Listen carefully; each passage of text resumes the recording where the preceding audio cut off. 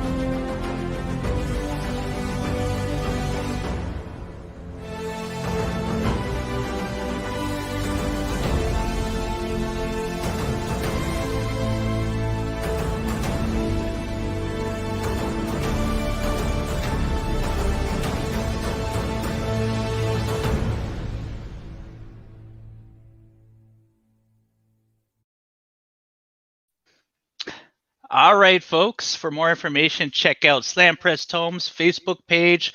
Press the button at the top and sign up for our newsletter. First newsletter is coming out in just a few days, so make sure you do that. I'm joined by Mr. Sam Noir. How are you doing? Oh, not too bad, not too bad. And in the newsletter, there's going to be some fantastic behind-the-scenes content, a sneak peek that no one else will get of some of the awesome artwork in progress. Absolutely. Check it out. All right. So today's spotlight is on the writer, artist, and creator of Cadaverific. I love that name. The Joe Shuster Award winner of the Gene Day Award for Gianna Death Valley, and the upcoming co-writer artist of The Beholden, the one and only Becka Kinzie. Hello. How are you, Becka? I'm good. How are you guys doing? The Becka. The Becka. In the house. Or Becka, as it says on the screen. Oh, I did do that. Oops. It's all right. Nice. Yeah. So Becka, good. Name twice. The Becka is in the witness protection right now, so Sure. the Yeah. shadowy, mysterious figure. Yeah. I need to do something with the lighting in here. Oh, it's all good, my friend. Yeah. It's part of the mood. It's part of the wonderful mood in terms of the creepiness that you tend to bring to your comics. Well, hopefully it also should work for Dracula Visions too, right? So Yeah, absolutely. it's the whole vibe. And this Great. isn't the first time I've interviewed you, but actually this is the first time in terms of a chat, an interview chat. We did an interview for Sequential magazine Yes. a while back, but Yeah. this is a lot more interactive in a wonderful way. Yeah, a little bit nervous, but I'm excited. Nervous? Yeah. Oh, it's just us. Yeah. We are mostly harmless. Yeah. You're a Sketchelmania alumni. Absolutely. The Sketchelmanias are so relaxing. It's like you're focusing on drawing and you don't think you're on a live stream, right? So Oh, yeah. oh, Yeah. it's all right. It's a chit chat. Yeah. So I'm gonna throw some art up on the screen as I do. The whole idea of this is really, as I mentioned over the last few weeks, is just to get to know a little bit some of the artists that are going to be on Dracula Visions, and just to show what kind of talent we got on this book, which is incredible.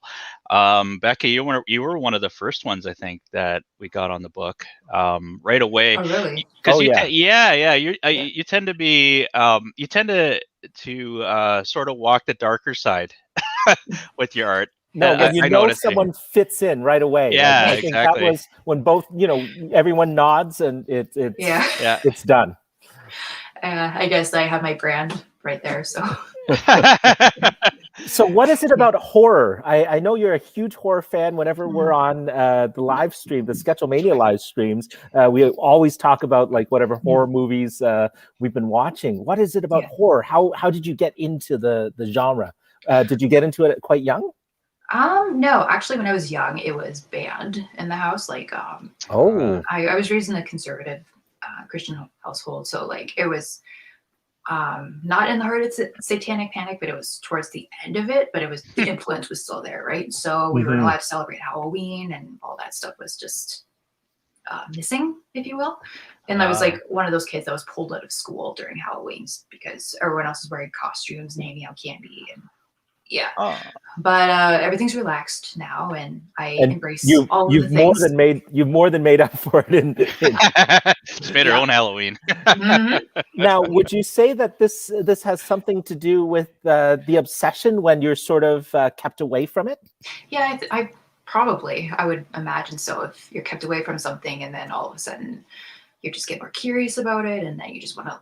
I personally am an obsessive researcher, so I just want to look up everything that I can, especially with the internet. I Mhm. can get quite lost in research, and I love movies in general. So when I got into horror, it was just a nonstop obsession. So it started with Hitchcock movies, and Ah, so Psycho is still one of my favorite movies of all time. And it Yes. just and Genius went on movie. from there. Psycho, you can sort of toe the line in terms of it's a classic movie, even though it is sort of a horror thriller. There is sort of this prestige to it. And it's also started the slasher genre, right? When you think of it, he was, you know, um, And it based was, on Ed Gein. yeah, That's yeah, right. who's Yeah. the prototype of all the, Yeah, Jason and Freddy, Leatherface and Mike Leatherface, Myers. Hannibal Lecter.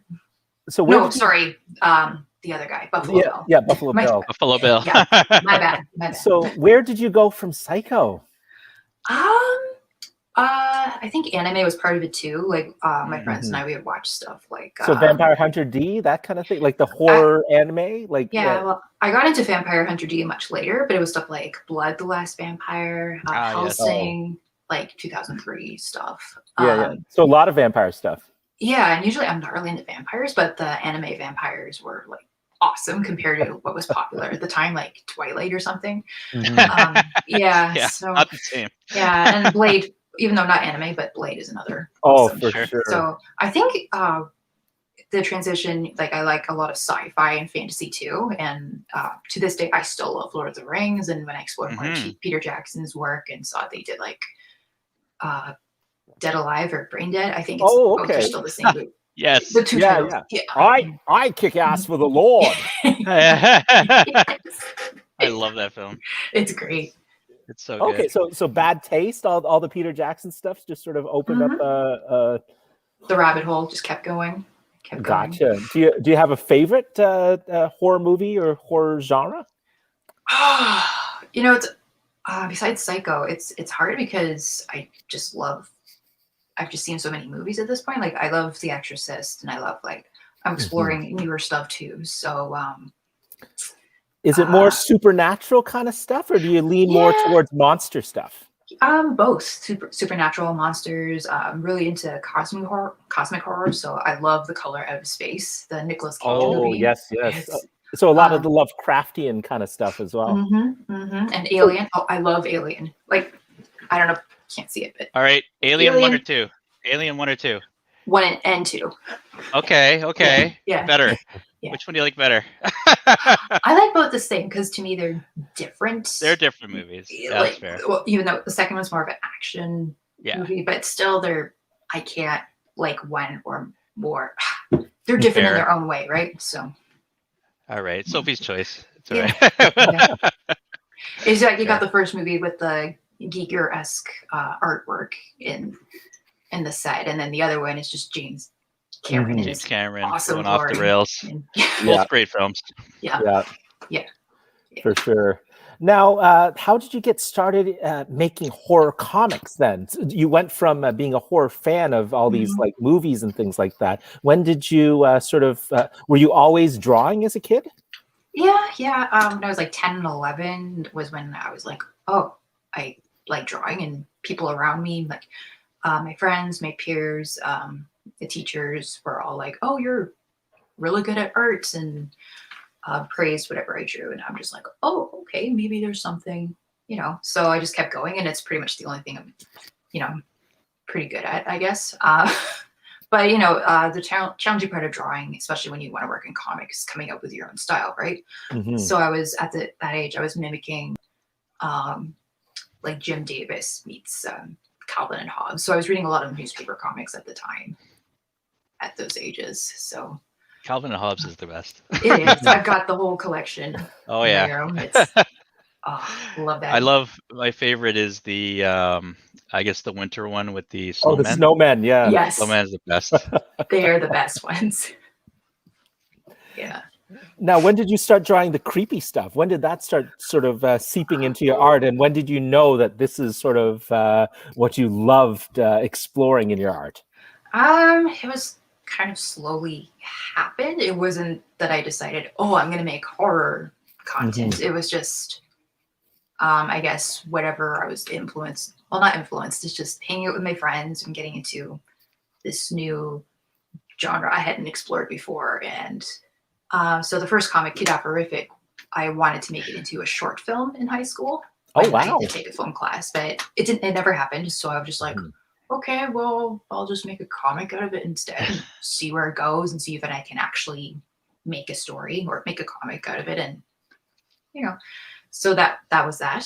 And then you posted it online, or did you wait before you posted it online? No, I posted it online because I noticed there were people making webcomics, and I'm like, well, if it's that easy, why can't I do it?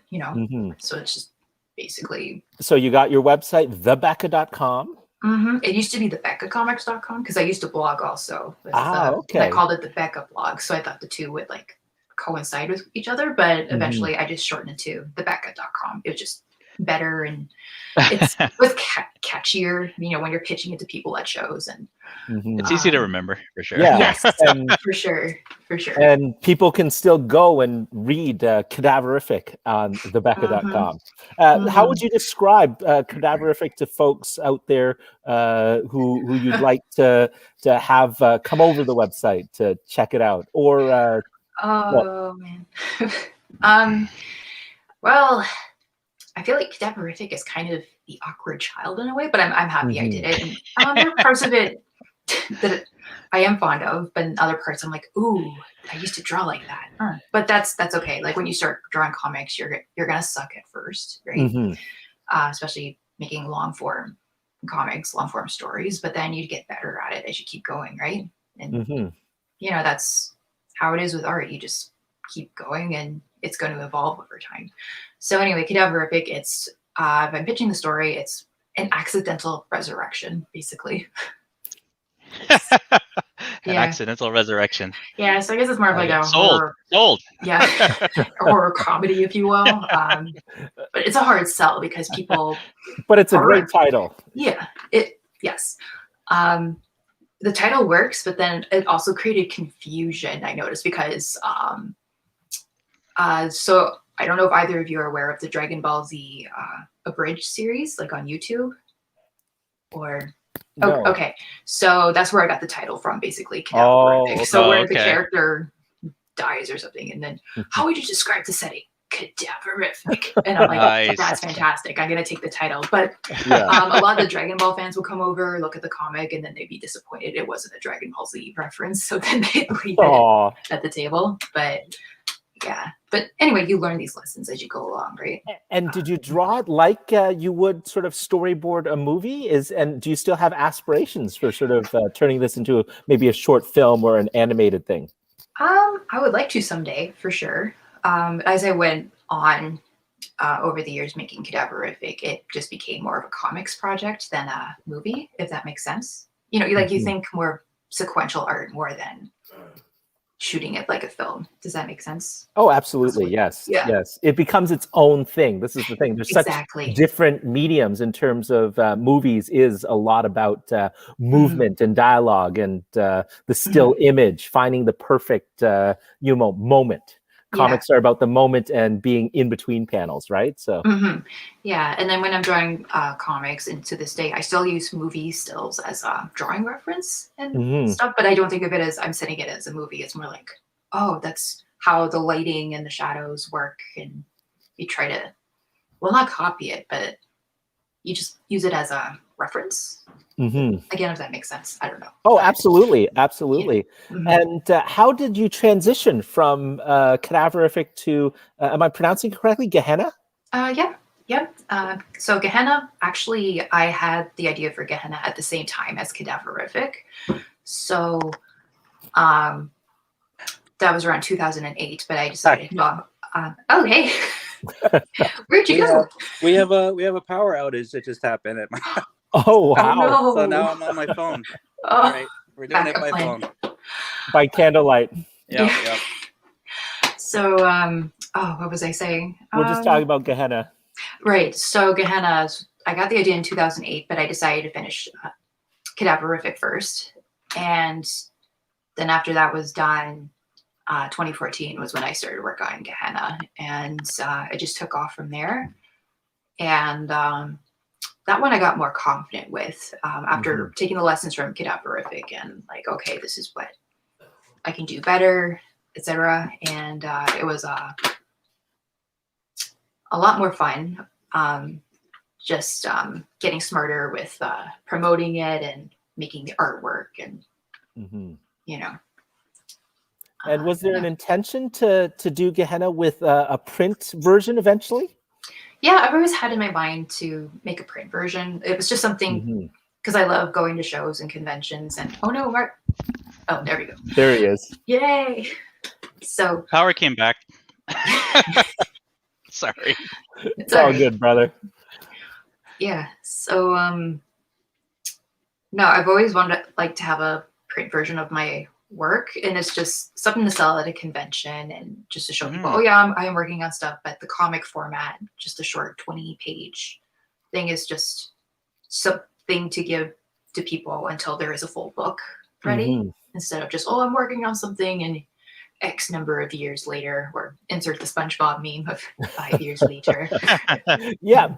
Well, this is the thing. It just goes to show you that in terms of a certain amount of dedication, and lo and behold, congratulations. Once you reached that point where you could print it, you get recognized for not only the Joe Shuster nomination, but the Joe Shuster Award. Crazy. Yeah. Which is well deserved, my friend. Thank you very much. It was. Where did you put it? Where'd you put the award? I don't have it yet. Oh, I don't have the plaque yet. I have a space in the wall where it's gonna go, and especially after the room is redone, it's. I've got it all planned out. I was talking to Sharon Gauthier about a award, and I said if I had one, it would be around my neck on a chain, and just like Flavor it out. Flavor Flav. Yeah, Flavor it out all the time. Instead of a clock, it's just a big plaque. Yep. I hear that's what John Byrne does with his. Yeah, that's right. Now, for the folks that have never experienced, and I do use that word, experienced, the terrors of Gehenna Death Valley, how would you pitch it to them when they go over to thebecka.com? So for Gehenna, I basically pitch it as like Scooby-Doo Goes to Hell, except there's no dog, no mystery machine, and the monsters are 100% real. So when I started with Gehenna, I always had this Scooby-Doo imagery in my mind, but like darker, more for adults or older kids, like a spooky mystery that unravels and gets darker and more frightening at the same time, and just throw in some body horror and other stuff, and it's good times. Yeah, it's the body horror that really stands out for me. And again, we don't want to sort of give anything away, but do you have sort of influences for that body horror in terms of David Cronenberg, John Carpenter mainly, and also like a little bit of real life, because I have members of my family who work in healthcare. So gotcha. I would go through my sister when she was in nursing school. She had the textbooks of like every wow, like close-up shots, and it's gross, research. But you can't stop. Yeah, you can't stop looking at it. And now we have Google. Yeah. So we don't want to look at your search history without being a little creeped out by your reference photos. You can. I don't care if anyone goes back in my history. I've got nothing to hide. So Oh no, it's Okay. more me. I'm very Yeah. squeamish about things. So If you're squeamish, forward. there you go. Now you've got an upcoming project which you can't talk too much about, but can you tease us in terms of what's upcoming? And the other thing is this is in collaboration. So what's it like to go from something like Gehenna, where you do have sort of full control, to collaborating basically? And what's the collaborative relationship like, if you're allowed to say? Yeah, so working on a project called Beholden, co-writing with Bob Sally and Drina Joe of SourcePoint Press. And it's a supernatural comic, and it's so fun so far. And both people I mentioned, they've been great to work with, and everyone's on the same page. And writing it has been so much fun, and I can't wait for everybody to see the comic when it's finished. So getting pretty close to completing the artwork. So right now I'm in between coloring and drawing the remaining pages of it. So yeah. In terms of how did this project come about, and how did you work in terms of a co-writing experience? It's meaning Jay from An Elegant Weapon. He introduced me to Bob, and Bob was looking for somebody to be a co-writer with him. He had this idea, and I was like, yeah, I'd love to be on board. And Jim just clicked right away. And yeah. Shout out to Jay. Shout out to Jay. Yeah. Our good friend J.M. Clark. Check out An Elegant Weapon. Yeah. And in terms of the artwork, how is it like in terms of you're collaborating a little bit on that as well? Yep. So so far everyone's on board with everything. And also, unlike my previous projects, Beholden is the first where I'm going completely digital, except, the cover arts, I'm probably going to stick with original. Just have something, what's the word? Just not completely abandoning the traditional side of myself, if that makes sense. Okay. Yeah. Absolutely. There's people who love to get originals of them. Oh, for sure. Yeah. Yeah. And how do you collaborate with the artwork? What's the process that you guys are doing in terms of, especially at a distance as well?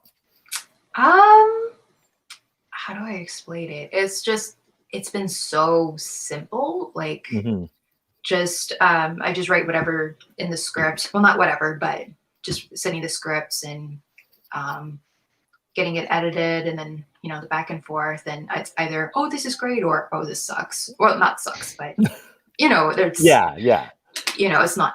Which I'm glad to hear that, because it's not yes all the time. And constructive feedback. This is the role of an editor. Yes, exactly. Sure.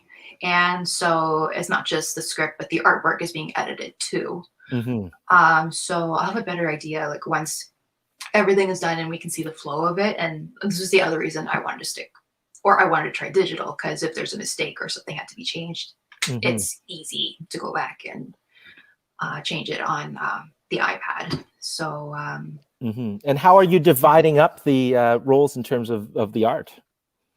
Sorry? How do you divide up the roles in terms of the art? So, like, do you mean if someone else is drawing the art, or? Oh, sorry. Are you drawing the whole thing then? Yes. Oh, okay. My mistake. Sorry. Yeah. My apologies. That's all right. Sorry, sorry. You're collaborating on the writing. Yes. The writing. Sorry. So how does the collaborative process work with the writing? So basically, I just write the script and I just send the PDF to Bob and Drina, and then we just go over it and take notes and suggestions, and it's just what do I say? Like, I just don't want to say too much without giving so much away. But it's again, that's understandable. Becca's being careful. Yeah, yeah. But it's super collaborative, and I think, like, once the artwork is done, we're going to work on the dialogue. I see. So Bob is great with dialogue, and also see if, like, my worst fear is, like, oh, I hope it matches Bob's vision, and so far it's it's going all right. So Mhm. I'm in that sure department. whatever you do is going to kill it. For So sure. did Bob come up with the general sort of plot Yes. and outline, and then handed that off to you Mhm. in terms of the execution, and then you'll do like layouts from the script that you sort of come up with, or do you go straight to sort of a combo layout breakdown? With the digital method, I just go straight out the gate, like layout and artwork. Oh, okay. Yeah, it's just really easy to do that with. Mhm. So the program I use is Procreate. A lot of artists use Cintiqs, and that I just have a really basic. Oh, Procreate, setup. yeah. Yeah. That on iPad. Yeah. Yeah. So Not as well. yeah. So But some of the digital pieces you've had on screen were done on the iPad Pro. Oh, is that right? Like the digital art, the paintings. Yeah, like that was done on Procreate. Really? Wow. Yeah, the airbrushing and That's cool. it feels so natural. It That's doesn't cool. feel like a computer's doing it, which is what I like with the program. Very cool. Yeah. Are we ready for the would you rathers? Actually, I think she Oh, had okay. one more project to tease, right? Down. Oh, down sorry. the line. Yes. Oh yeah. One last project. Tell us whatever you can about the other upcoming project. Okay, so this one I'm working with Drina Joe on this one too. I'm going to reveal the title at some point this year. I was going to debut it in the fall last year, but I decided to pull it back and tighten the story more. And I had been teasing the artwork last year. It was stuff like shots of the morgue and Mr. Stanley and all that on social media. And there's been some artwork teasing some artwork on my website. And yeah, and it's again, it's a horror, surprise, but it's also been really fun, and I can't wait for people to see it. It's going to be super dark and creepy, and very cool. But it's not going to be like Gehenna and get horrific. Gotcha. And when you tease this out, where can they find you online? Instagram? Yeah, my Instagram, my Facebook.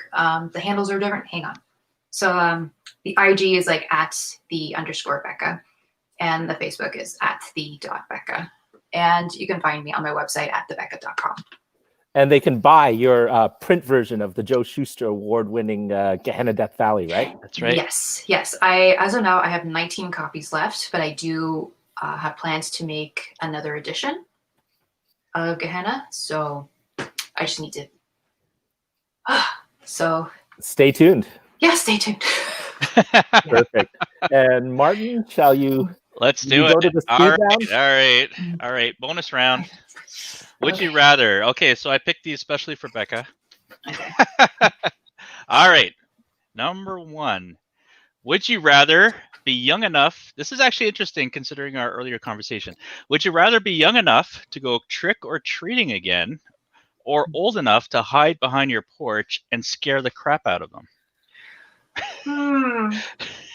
I think the hiding and scaring the crap out of it. Oh yeah. Yeah. All right. That sounds like fun. Don't go away, Becca's house. She'll scare you. All right. Would you rather live in an amusement park or a zoo? I think a zoo because I love animals. They're great. Oh yeah. All right. Yeah. Fair enough. Would you rather have your memory wiped so you could enjoy seeing your favorite horror film again for the first time, or have a new sequel made? Oh, that's a tough one. I guess a sequel, possibly. The sequel? Yeah, just something about having my memory wiped is a bit. That's the part that threw you off? Yeah. Fair enough. All right. Would you rather be abducted by aliens or chased by a serial killer? I guess abducted by aliens. Okay. Because then it'd be like, oh, we are not alone. And I think it'd be terrifying, but then it'd be exciting. You know? I guess like research. Research. Yes. All right. If you're in the real life version of Stephen King's It, would you rather face it as a child or an adult? I guess a child. A child. Okay. Yeah. It also made for the better part of the movie too. All right, here's a good one. Would you rather have dinner with the Texas Chainsaw Massacre family or Hannibal Lecter? Hmm. The fans want to know. Okay. Okay. I guess the Texas Chainsaw family, because if I was able to escape, Okay. yeah. You Because think the you had a thing better chance against their family? yeah, Okay, yeah, I think so. It'd be terrifying, but I think that's fair. yeah. Plus, they make a mean chili. Mm. Would you would you would you rather wake up in the middle of the night to Pennywise or Chucky? Pennywise. I hate Chucky. No. Like Chucky terrified me Oh, as a okay. kid. Like all it took was a commercial, and I'm like, he's gonna kill me when I'm sleeping. Because back then, like the He's heater a in the good house, guy. like in the winter, it made this weird noise, like somebody was walking up in like the register thing or the heater thing on the floor. And I seriously thought it was Chucky. This is like 3-4 years. And I'm like, Damn I'm it, gonna Chucky. die. I never slept during those years. It doesn't have batteries. All right. If you were in a horror movie situation, oh, this is a good one. I say that about all of them. Would you rather have a loaded gun or a car that you knew wouldn't break down? A loaded gun. The loaded gun. Okay. Yeah. All right. Mm-hmm. Would you rather become a vampire or a werewolf? I guess a vampire. A vampire. Okay. Yeah. And number 10, would you rather be able to shrink down to the size of an ant or grow to the size of a skyscraper? Oh.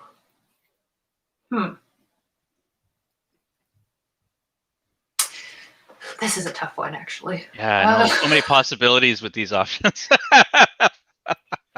Yeah. It's like you're shrunk smaller, and then people are gonna step on you or something. But then the opposite, you're like, I'm gonna kill people if I'm tall. Ah, that's tough. I guess shrink. You'd rather shrink? Yeah. Fair enough. Okay. And finally, what is your favorite version of Dracula? Oh, I guess the hammer ones. It's just something Nice. so Popular choice. Yeah. I don't know what it is. They're just so enjoyable to watch. And also Christopher Lee. Mhm. Christopher Lee. Yeah. And there's something about the coloring of those movies that's unlike the other versions. I don't know what it is, but you can't take your eyes off of it, right? And they went super violent for the time, I think. They went the opposite way of the Universal. There's something about it for sure. Great choice. Yeah. Christopher Lee approves. Which Christopher Lee movie? Christopher Lee approves. Yes. And which Christopher Lee movie is your favorite, Becca? Lord of the Rings. Oh, yes. In terms of Dracula movies. Oh, Dracula. Sorry. I guess the first one. Because Dracula or Horror of Dracula. Yeah. That is probably the best one. And I loved how it ends. I don't know what it is about the end scene, but it's just so creepy and unsettling. And then the sunlight. Yeah. It's very cool. Yeah, and just the way it's shot, it's so artistic, and love the set pieces. Yeah. For sure. Well, I want to thank you, Becca, for doing this spotlight. I can't wait to see the art piece that you're going to putting together for Dracula Visions and some of your other projects. You're very busy right now. Yeah. But I think we definitely got the right person for this project. We put together a awesome group of artists, and I'm really happy that you're a part of that. And thank you, Sam Noir, again for coming and co-hosting as well. And mentoring me on the ways of putting a book together. You know what? This is a blast. I'm having a great time. So I just like hanging out. Yeah. Awesome. Well, thank you both. All right, folks. Take care, and we'll be back next week with something else. Cheers. Cheers.